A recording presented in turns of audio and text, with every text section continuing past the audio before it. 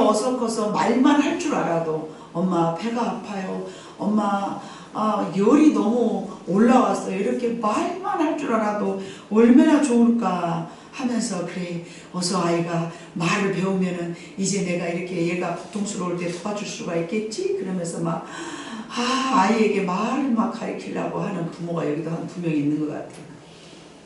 얼마나 네가 어디가 아프면 말을 좀 해봐, 말을. 어서 키워서 말만 할 줄 알게 되면 좋겠다는 생각이 정말 많이 납니다. 24개월 미만의 아이들을 이렇게 키우면서 병중에 이제 특별히 고열이 있지 않습니까? 그 고열이 일어나게 되면 열 때문에 잠도 못 자고 먹지 않고 설사도 아이가 하면서 힘들어하는 모습을 보면서 정말 부모가 많이 안타깝습니다. 그런데 신기하게도 여러분, 아이들이 아프고 난 후에 성장하는 것을 볼 수가 있어요. 아이들이 성장하면서 그런 고열이 나오는 경우도 있는데, 아이들은 아프고 나면 성장을 한다고 말하지만 어른들은 아프고 나면 어떻게 될까요?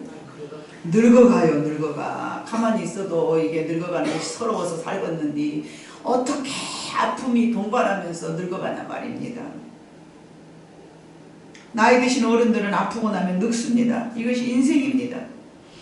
육체는 늙어가고 마음은 젊은 그대로 있고 정신은 그대로 아버지 지혜롭지만은, 도대체 이와 마찬가지로 여러분 영적으로도 성장통이 있답니다.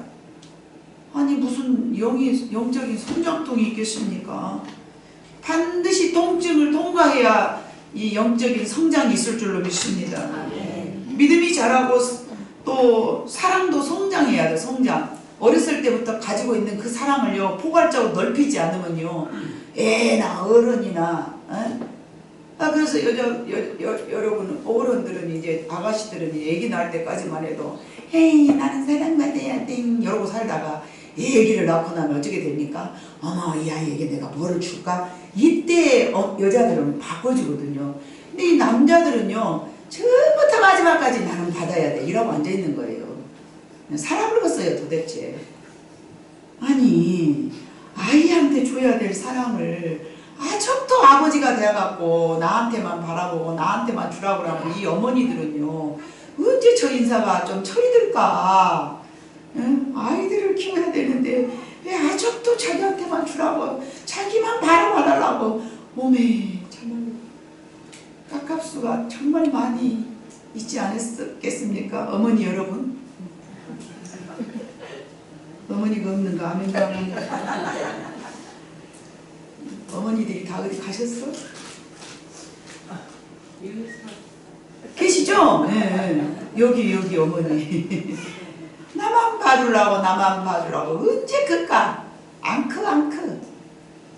절대 안 커. 맨날 나만 봐주라고. 엄마들은 그냥 이놈 키울라 저놈 키울라 이놈 키울라 막 이것 돌아볼라 저것 돌아볼라 막 이게 막 아주 머리가 그냥 아주 막 여기다 신경 쓸라 저기다 신경 쓸라 얘한테 이 말하면 얘는 좋지만 얘는 상처받겠지 막 이런 거 생각하면서 여러분 막 키우지 않습니까? 여러분 성장하고 신앙의 열매도 시간의 흐름에 따라서 여러분 그냥 자연적으로 성장한 것이 아니라 그러기 위해서 성장하기 위해서는 반드시 육적인 어떤 마찰이 있어요. 그래야 마음이 크죠. 애를 낳으면서 엄마들이 얼마나 고통스럽습니까? 이 엄마가 된다는 것이 이렇게 어렵구나.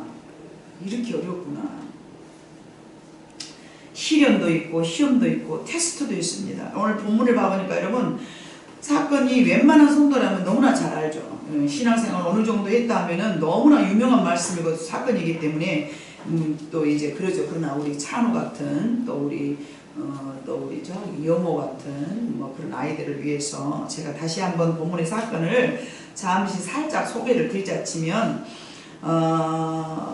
바벨론 포로로 잡혀간 4명의 청년들이 있었는데 그들은 이해력도 좋고 지식도 좋고 학문도 뛰어나고 또 총명하고 용모가 준수하여 느부갓네살 왕의 그 이제 신하로 훈련시키기 위해서 선택된 17세 청년들이 있었어요. 그들은 그의 이름만 보아도 하나님을 남다르게 사랑한 가정들의 자녀임을 알 수 있는데 다니엘은 하나님은 나의 재판장라는 뜻이고요. 하냐냐는 하나님은 은혜를 베푸셨도다 라는 이름의 뜻이고요. 미사엘은 하나님께로부터 온 사람, 아샤라는요 하나님은 나의 도심, 막 이런 하나님을 빼면 이름도 안 지어버린 정도의 가정에서 출중하게 아주 멋지게 자란 아이들이었어요. 다 그 아이들이 몇 살? 17살. 이들은 이미 왕의 진미로 자신들을 더럽히지 않겠다라고 세상 유업을 멋지게 이렇게 믿음으로 자기의 신앙을 보여줬던 그런 사람들이에요. 그러나 하나님은 이것만으로 그 사탄을 그냥 넘어가지 않았어. 그걸로 내가 너한테서 물러날 것 같아? 그러지 않았어요. 또 다른 시험이 닥쳐왔어. 그들의 이름을 무엇으로 바꿔버렸냐면요. 다니엘은 벨드사살이라는 이름을 바꿔버렸어요. 벨드사살이라는 말은 벨의 비밀, 벨의 보배. 벨이라는 것은 바벨론 나라의 신이었어요. 신. 벨드사살의 이름을 다니엘은 멋진 하나님은 나의 재판장이라는 이름을 갖다가요 벨의 비밀이라고 이게 이름을 바꿔버린 거예요. 하나냐는 사드락으로 바꿨는데 사드락은 태양신의 영감이라는 이름을 바꿔버렸어요. 미사엘은 메삭으로 바꿔버렸는데 시삭 여신에게 속한 자라고 바꿔버렸습니다. 아사라는 아벤누고로 바꿨는데 이 아벤누고의 뜻은 새벽별 느고의 종 이렇게 바꿔버린 거예요. 얼마나 이게 치명적인 자기 이름을 갖다가 그렇게 막 우상을 섬기는 최고의 자녀로 막 만들어버린 거예요. 그들에게는 이런 이름을 바꿔버린다는 것이 너무나 속상한 일이었죠. 큰 고통이었습니다. 왜냐하면 그들에게는 이미 정치적으로는 패전하여서 포로로 잡혀간 것 이 자체만도 본인들에게는 너무나 감당하기 어려운 시험이잖아요. 자신들의 신앙을 빼앗아서 우상을 섬기게 한 것도 너무나 큰 시련이잖아요. 이름을 바꿔가면서 모든 자신들의 그 하나님으로부터 성장했던 문화를 이제 그거를 버리고 새로운 우상의 문화로 바꿔야 한다는 것이 너무나 힘들고 어려운지라 그 자신이 선택한 것이 아니라 억지로. 느부갓네살이 가장 강요한 것은 우상 숭배였습니다. 그들에게 큰 금신상을 세워놓고 그곳에 이제 절을 하라는 것이에요. 이 3장 5절로 6절을 봐보니까 보입니까? 같이 읽어봅니다. 시작. 너희는 나팔과 피리와 수금과 사면금과 양금과 생화와 및 모든 악기 소리를 들을 때에 엎드리려 느부갓네살 왕이 세운 금신상에게 절하라. 누구든지 엎드려 절하지 아니하는 자는 즉시 맹렬히 타는 풀무불에 던져 넣으리라 하였더라. 이것은 느부갓네살이 바벨론 모든 제국의 백성들이 자기를 숭배해 주기를 바랬고 자기를 대신하는 60규빗이나 되는 큰 금신상을 만들어서 이런 모든 나팔, 피리, 수금, 사면금, 앙금, 들어보지도 못한 생화, 우리나라로 말하자면 징, 피리, 나팔, 북 이런 소리가 날 때요 엎드려서 다 같이 느부갓네살 자신을 숭상하는 왕이 세운 금신상에게 똑같이 동시에 절하라는 거예요. 만약에 거기다 절하지 아니하면은 맹렬히 타는 풀무불, 풀무불이 뭐예요? 쇠를 녹이는 불을 풀무불이라고 그러죠. 쇠를 넣을 때 녹아버리는 불, 이게 풀무불이에요. 옛날에 대장장에 들어가면은 쇠 덩어리를 넣어가지고 넣었다 빼갖고 또 꽝꽝꽝꽝꽝 누르고 넣었다 빼갖고 꽝꽝꽝 누르면 이 호미도 만들어지고 낫도 만들어지고 그런 그거를 풀무불이라고 그러죠. 그렇게 뜨거운 물에다 넣어버렸는데 사람이 어떻게 살아나겠습니까? 나한테 절하지 않으면 나는 내가 너를 거기다 집어넣을 거라는 얘기입니다. 그런데 포로로 잡혀간 이 세 청년이 절하지 아니하면은 약속대로 풀무불에 들어가게 돼 있어요. 근데 여러분 좀 신기한 건 이때는 왜 다니엘은 없었을까? 다니엘은 세 사람만 있는데 네 사람인데 친구가 4명인데 그 젊은 애들이 17살 먹은 얘들이 14명인데 다니엘은 또 어디 간 거예요?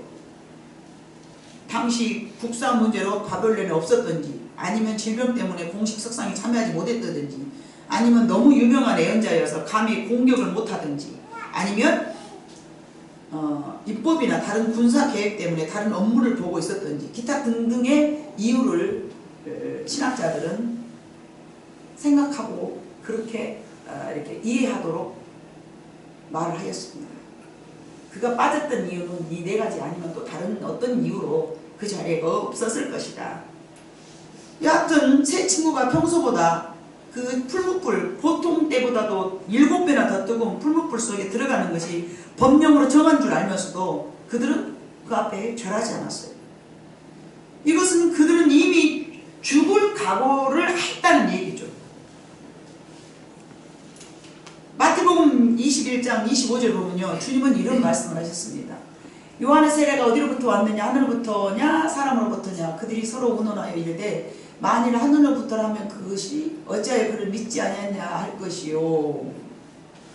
아닌데, 내가 선택한 문구가 아닌데 잘못 내가 선정을 한 것 같아요. 이런 말씀이 있어요. 주님은 이렇게 말씀해요. 살고자 하면 죽을 것이요, 죽고자 하면 살 것이다. 살고자 하면 죽을 것이요. 하나님은 어찌됐든 그들의 신앙을 테스트하시고자 원하는 사회적 문화라고 우리는 그렇게 알고 있지만, 이들에게 정당하게 지금 닥쳐온 환난은 죽느냐 사느냐의 문제였습니다. 내가 비굴하게 목숨을 연맹하면서 바벨론 포로로 우상 숭배를 해가면서 이렇게 사느니 차라리 죽는 게 낫다라는 본인들의 신앙으로 선택한 결과죠. 하나님은 그러나 어찌됐든 그들을 살려주셨습니다. 3장 25절로 26절을 봐보니까 왕이, 여러분 같이 읽어볼까요? 시작. 왕이 또 말하여 이르되 내가 보니 결박되지 아니한 네 사람이 불 가운데로 다니는데 상하지도 아니하였고 넷째의 모양은 신들의 아들과 같도다 하고 느부갓네살의 맹렬히 타는 풀무불 악이 가까이 가서 불로 이르되 지극히 높으신 하나님의 종들 사드락 메삭 아벨노고야 나와서 이리로 오라 하매 사드락과 메삭과 아벨노고가 불 가운데서 나오는지라. 아멘. 하나님은 이미 이들을 살려줄 계획을 갖고 계셨지만 지금 당장에 본인들이 선택한 것은 죽음이냐 하나님이냐죠. 내 목숨을 지켜서 하나님을 버릴 것이냐, 아니면 내 목숨이 살고자 하여 하나님을 버릴 것이냐, 아니면 내가 살려고 하나님을 버릴 것이냐, 내 육신을 살릴 것이냐 하나님을 버릴 것이냐, 이 둘 중에 하나를 선택을 해야 될 그런 상황이에요. 그럴 때 그들은 이렇게 자기 목숨을 던져버렸습니다. 이것이 그들의 신앙이었습니다. 후차하게 사느니 차라리 죽는 게 낫다. 이 세상 무엇과도 비교할 수 없고 무엇과도 바꿀 수 없는 절대적인 신앙이었습니다. 오직 예수, 오직 하나님이었습니다. 하나님 절대 주권의 신앙을 가졌습니다. 그들은 타협을 원하는 느부갓네살 왕 앞에서 이렇게 대답했습니다. 16절, 17절 얼마나 멋진 표현인지 모릅니다. 사드락과 메삭과 아벤노고가 왕에게 대답하여 이르되 느부갓네살이여, 우리가 이 일에 대하여 왕에게 대답할 필요가 없나이다. 왕이여, 우리가 섬기는 하나님이 계시다면 우리를 맹렬히 타는 풀무불 가운데서 능히 건져내시겠고 왕의 손에서 건져내시리이다. 그렇지 아니할지라도. 너무나 멋진 표현이요. 16절 17절 하나님이 반드시 이 불문 가운데서 나를 건져낼 것이다. 포로로 잡혀온 17세 소년들이 천하를 제패한 대왕 앞에서의 답변이었습니다. 이와 같은 대답은 첫 번째, 타협하지 않겠다. 두 번째, 구차의 살기를 찾지 않겠다. 세 번째, 자기 합리화나 살기 위한 변명 따위는 하지 않겠다는 강한 의지입니다. 그들은 우리가 섬기는 우리 하나님, 이들이 내세울 것은 오직 하나님 뿐이었습니다. 감히 포로 주제에 무엇을 내세울 입장은 아닙니다. 이 세 청년은 하나님 절대 주권의 신앙을 가졌습니다. 잠언 29장 25절 볼 수 있습니까? 예, 같이 읽습니다. 시작. 사람을 두려워하면 올무에 걸리게 되거니와 여호와를 의지하는 자는 안전하리라. 아멘.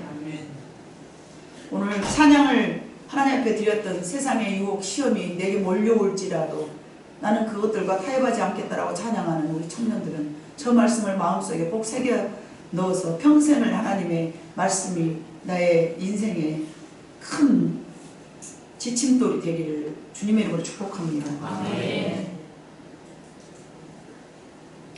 하나님은 나를 건져내 주실 것이다. 너무도 이게 강렬한 의지였습니다. 그러나 그것뿐이 아니라 혹 하나님이 나를 도와주시 아니할지라도 18절 우리를 크게 한번 같이 읽어보겠습니다. 시작. 그렇게 하지 아니하실지라도 왕이여 우리가 왕의 신들을 섬기지도 아니하고 왕이 세우신 금신상에게 절하지도 아니할 줄을 아옵소서. 이 어떤 상황에서도 하나님만을 그들은 섬기겠다는 강한 의지였습니다. 여러분 우리는 이런 것들을 도전받아야 될 줄로 믿습니다.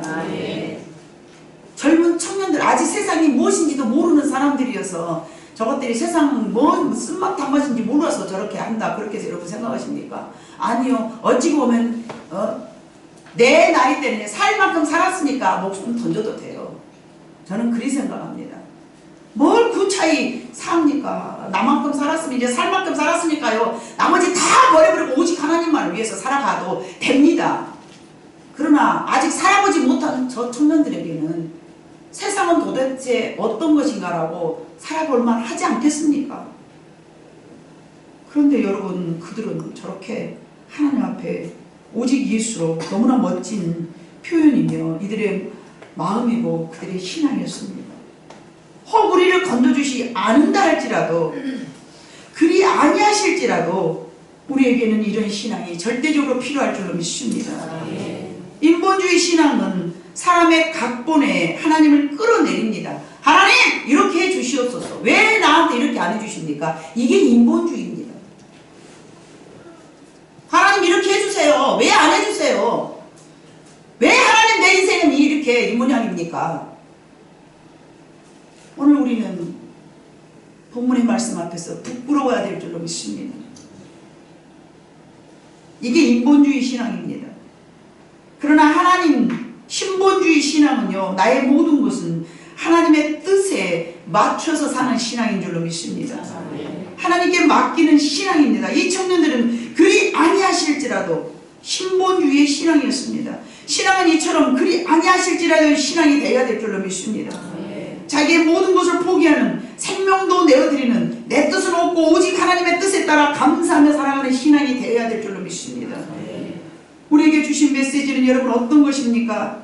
지금부터 우리는 살펴보도록 하겠습니다. 교회 안에서 하나님을 섬기고 봉사하며 내 신앙이 잘 성장하기를 우리는 늘 기도하고 소망했습니다.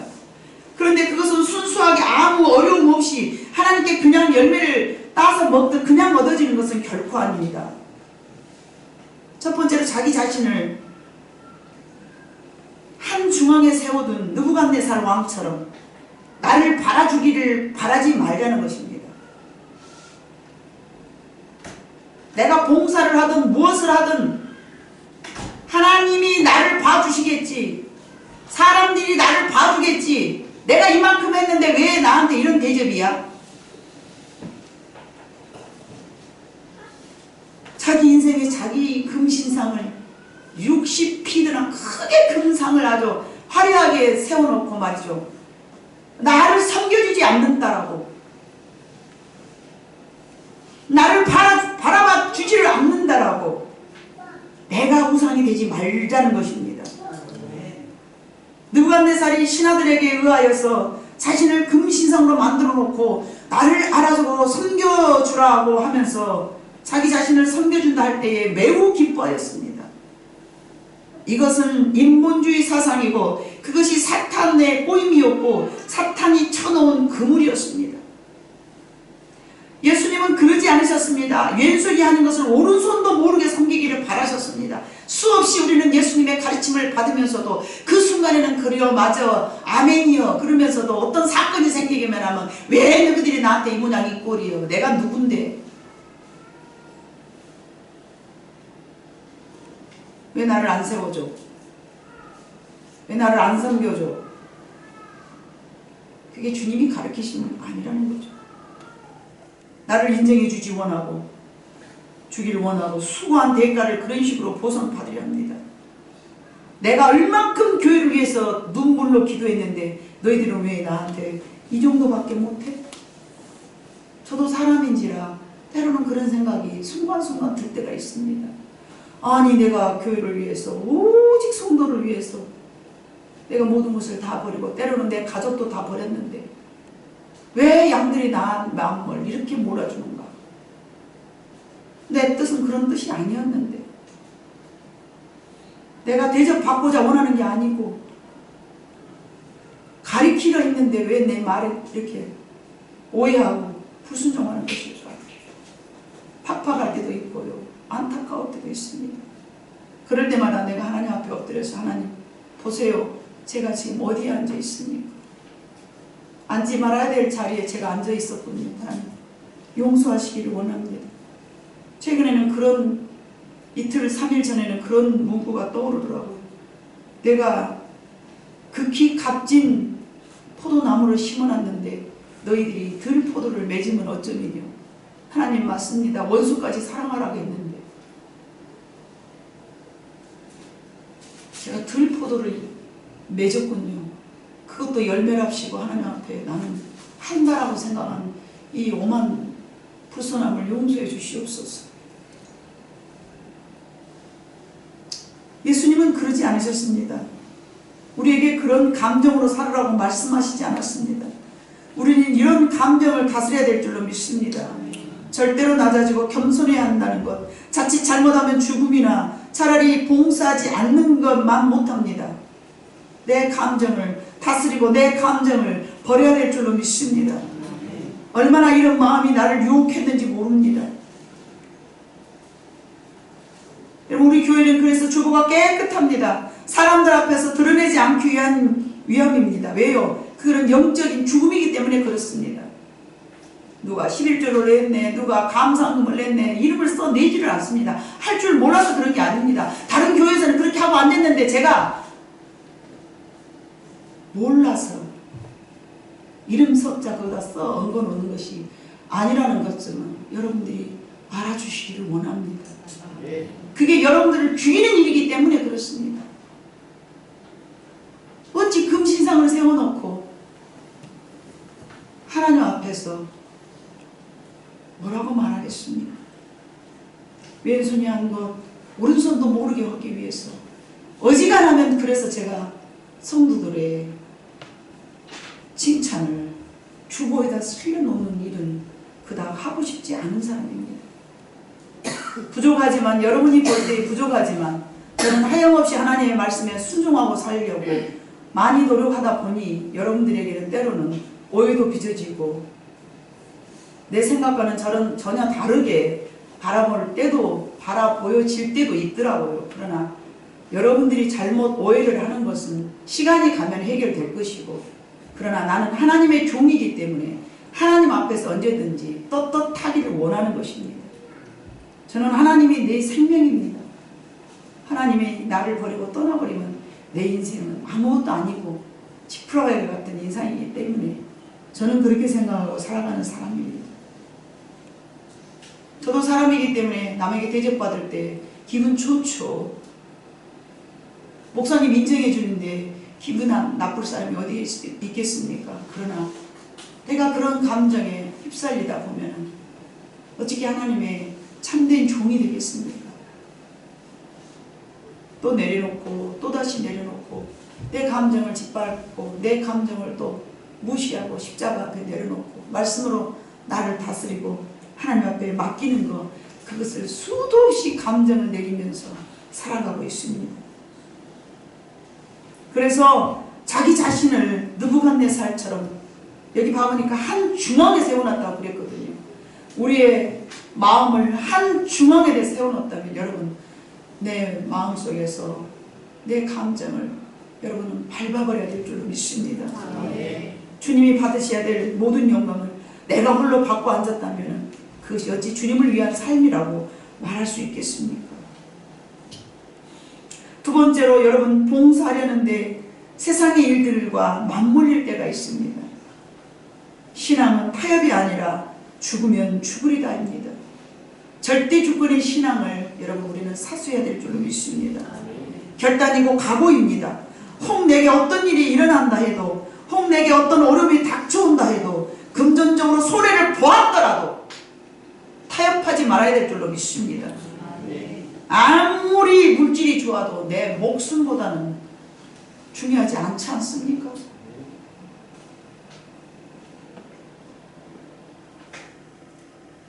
내가 결정하지 못한 것을 정말로 내가 손해보지 않으려 하는 마음 때문인 줄로 믿습니다. 내가 이거를 해야 될까 저걸 해야 될까 갈등이 생겼지 않습니까? 그거는 절대 주권의 신앙이 아니기 때문에 갈등이 생겨나는 것입니다. 목사님 제가 이래야 될까 저래야 될까 모르겠어요. 이거는요 절대 주권의 신앙이 아니기 때문에 그렇습니다. 이들은 너무 당당하게 왕이여 내가 대답할 이 일에 대해서는 대답할 필요가 없습니다. 우리가 섬기는 하나님이 계시다면 우리를 맹렬히 타는 풀무불 가운데서 능히 건져내시겠고 왕의 손에서도 건져내십니다. 그러나 그리 아니하실지라도 이건 절대 주권의 신앙을 그들이 나타내 보여준 것입니다. 여러분 돈 받고 하나님을 얼마나 돈보다는 하나님을 밑에다 둬버린 적이 얼마나 많습니까? 돈이 다잖아요. 돈 있으면 내가 행복하게 살아. 돈 있으면 내가 이 세상에 잘 살 수 있어. 착각하지 마세요. 하나님을 절대적으로 여러분들이 섬기고 살 때 여러분의 인생을 책임져 주실 줄로 믿습니다. 네. 사드락과 메삭 야벳누고는 하나님께서 책임져 주셨지 않습니까? 이렇게 17세 소년이라고요. 이게 아무 희망도 없는 포로로 잡혀가. 여러분 때로는요 우리 인생에서 내가 뭔가 희망을 갖고 있을 때 그것이 오히려 나의 걸림돌이 될 때가 있습니다. 다 아무것도 할 수 없다라고 나의 모든 능력을 다 내려놔버릴 때 오히려 오직 주님만을 의지하고 살아갈 수 있는 계기가 될 때도 있습니다. 그러나 아직도 내가 뭔가를 할 수 있다라는 내 능력이나 내 지혜를 가지고 있다면 하나님을 절대적으로 의지하지 못하죠. 혹 여러분들이 뭔가를 할 수 있는 능력을 가졌다 할지라도 절대적인 신앙을 여러분들이 사수하시기를 바랍니다. 네. 그럴 때 하나님께서 여러분들과 함께 하셔서 승리하는 인생으로 살아가게 도와주시리라 믿습니다. 네. 내게 어떤 어려움이 닥쳐온다 해도 금전적으로 손해를 보더라도 내가 손해보지 않으려 하는 그런 마음을 버려버리시기를 바랍니다. 하나님의 일 때문에 내가 손해보지 않으려는 마음을 잘라버리시기를 바랍니다. 그 마음을 갖고 있는 한은 결단하지 못합니다. 육체가 더 편해함을 버리지 못하기 때문에 결단하지 못합니다. 오직 예수, 오직 하나님의 신앙이 아니기 때문입니다. 절대 주권의 신앙이 없기 때문입니다. 많은 것들과 타협하면서 믿음이 성장하기를 여러분 바라지도 마시기 바랍니다. 절대 주권, 죽으면 죽으리라. 이런 신앙은 타협이 아닙니다. 하와가 여러분 언제 넘어졌습니까? 절대 주권의 하나님이 사라졌기 때문에 넘어졌습니다. 이래야 될까 저래야 될까 무엇이 나한테 더 유익일까 계산하다 보니까 하와가 넘어졌습니다. 이것은 우유부단한 자신의 결정 장애가 아닌 절대 주권의 신앙이 아니기 때문에 그렇습니다. 우유부단하고는 상관이 없습니다. 절대 주권을 잃어버렸기 때문에 그렇습니다. 세 번째는 내 뜻이 관철되기를 고집하지 말기를 바랍니다. 모든 것이 하나님의 뜻으로 교회가 세워져야 됩니다. 교회는 주인의식을 가지고 내 일처럼 여기며 봉사하는 것은 옳지만 내 뜻을 내세워서는 안 되는 곳이 바로 교회입니다. 교회의 주인은 하나님이시고요. 우리는 다만 청지기일 뿐입니다. 교회의 머리는 예수님이시고요. 우리는 다만 지체일 뿐입니다. 예수님께서 주관하시고 다스리시도록 충성스럽게 순종하는 것이 맡은 자가 원하는 것은 오직 하나님께서 우리에게 뭘 원하셨습니까? 충성을 원하셨습니다. 그래야 하나님께서 기뻐하실 줄로 믿습니다. 우리 자신이 세워지지 말아야 됩니다. 나를 교회 한 중심에 세워놓고 모두가 바라주기를 원한다고 내 뜻이 관철되기를 원하고 그렇게 움직이시기를 원하고 그런다면 그것은 내가 쓰지 말아야 될 자리에 이미 서버린 것입니다. 여러분. 내가 우상이 되어버린 것이라는 것입니다. 내 뜻을 관철시키려고 여러분 고집 부리지 마시기를 다시 한번 주님의 이름으로 부탁드립니다. 네. 내 인생에서도 마찬가지입니다. 하나님 나는 이렇게 돼야 돼요 라는 고집을 버리시기 바랍니다. 내가 원하는 것은 이것이잖아요. 하나님 왜 내 뜻을 몰라주십니까? 왜 내 기도는 이렇게 응답을 안 주십니까? 철없을 때는, 어린아이와 같을 때는, 내 신앙이 성장하지 않았을 때는 물론 그렇게 할 수 있습니다. 그러나 장성한 후에는 그것을 버려야 될 줄로 믿습니다. 17세 소년처럼 하나님이 여러분들 그렇게 하실 것입니다. 하나님은 나의 주인이십니다. 그리고 이 교회는 하나님의 집입니다. 그럴 때 하나님께서 하실 줄로 믿습니다. 하나님께서 다스릴 것입니다.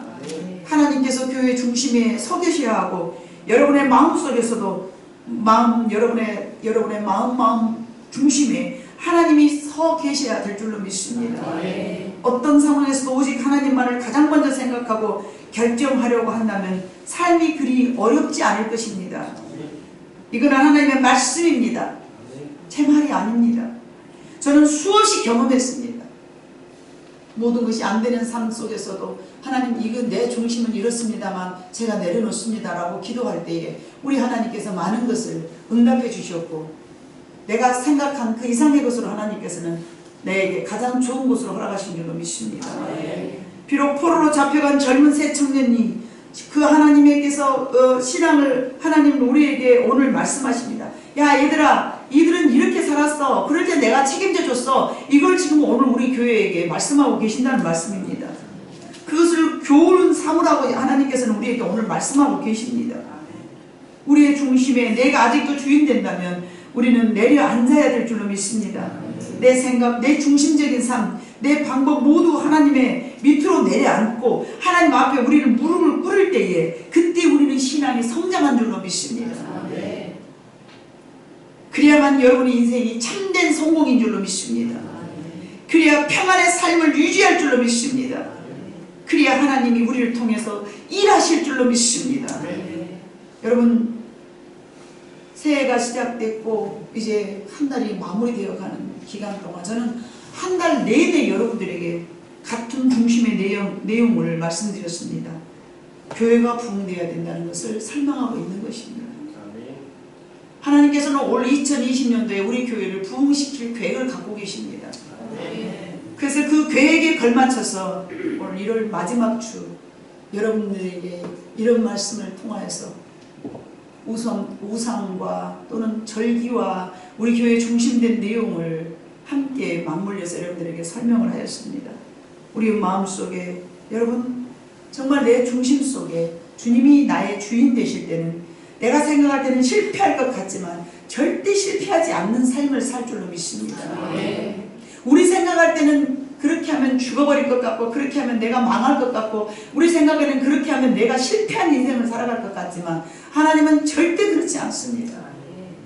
하나님은 우리 자신보다 우리를 너무 더 잘 알고 계시기 때문에 그렇습니다. 우리는 우리 자신을 스스로가 잘 안다고 생각하지만 실제적으로는 아닙니다. 나보다 나를 더 잘 아시는 그분이 하나님이십니다.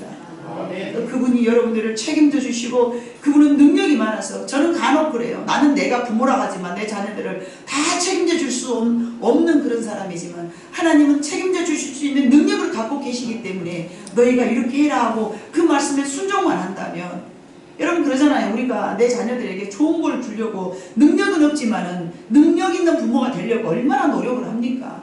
그러나 우리 하나님은 원래부터 능력이 많이 계셔요. 그리고 우리가 우리 자녀들에게 좋은 걸 주기 위해서 이렇게 해라 저렇게 해라 그러면서 좋은 삶으로 우리가 그들을 이끌어가지 않습니까? 근데 얘들이 말을 안 듣잖아요. 그 말 안 듣는 그 모습을 보고 내 모습이라고 여러분 여겨야 됩니다. 그래 내가 아직도 고집 부리고 저렇게 하나님의 말씀에 불순종하고 있구나. 여러분 그렇게 깨달아야 될 줄로 믿습니다. 왜 그들이 내 말을 그렇게도 안 듣냐 그러면서 우리는 생각해야 돼요. 하나님 나도 저렇게 말을 안 듣고 있군요. 하나님은 그거 가르치려고 아이들을 통해서 고집세게 만들고 지 마음대로 하게 만들고 누구 가르치려고? 나 가르치려고 나 하나를 가르치려고. 하나님은 그토록 우리를 사랑하십니다. 여러분 모두에게 오늘 또 다니엘 친구들을 통하여서 오늘 우리를 가르치시려고 이렇게 말씀하시고 계시기 때문에 여러분 우리의 마음속에서 내 중심 속에서 하나님을 절대적으로 높여드리고 앉지 말아야 될 자리에 내가 스스로 내려앉은 저와 우리 세밭 모든 성도들이 되시기를 주님의 이름으로 축복합니다. 기도하시겠습니다. 사랑 많으신 아버지 하나님 참으로 감사합니다. 오랜 시간 우리